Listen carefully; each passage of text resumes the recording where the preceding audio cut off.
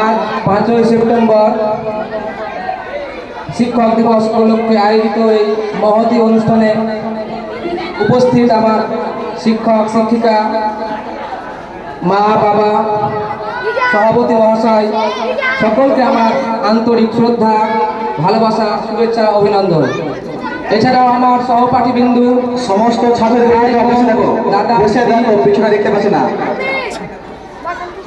এবং আমার আপনজন যাহাদের কাছ থেকে আমি কোনো না কোনো সময় সুশিক্ষা গ্রহণ করেছি, তাদের সকলকে আন্তরিক ভালোবাসা ও অভিনন্দন জানিয়ে আজকের এই শিক্ষক দিবস উপলক্ষে দু একটি কথা উপস্থাপন করতে চলেছি।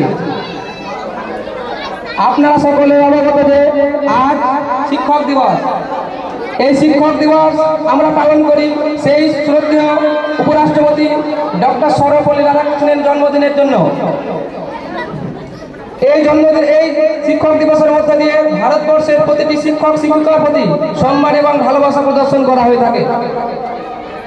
বলা হয়ে থাকে একজন মা জন্ম দেন, কিন্তু সত্যিকারের একজন শিক্ষক তিনি জীবন দান করেন। শিক্ষা ছাড়া একটা জীবন মৃতপ্রায়। একজন ভালো শিক্ষকের সঙ্গে একটা মোমবাতি তুলনা করলে বলা যেতে পারে a good teacher is like a candle, it consume itself to light the way for other.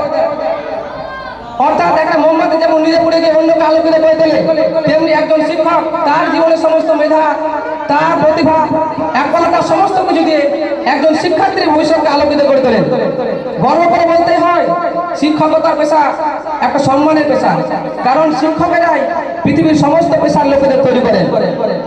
Teacher R backbone any country, অর্থাৎ জাতীয় সমাজের মেরুদণ্ড হলো শিক্ষক।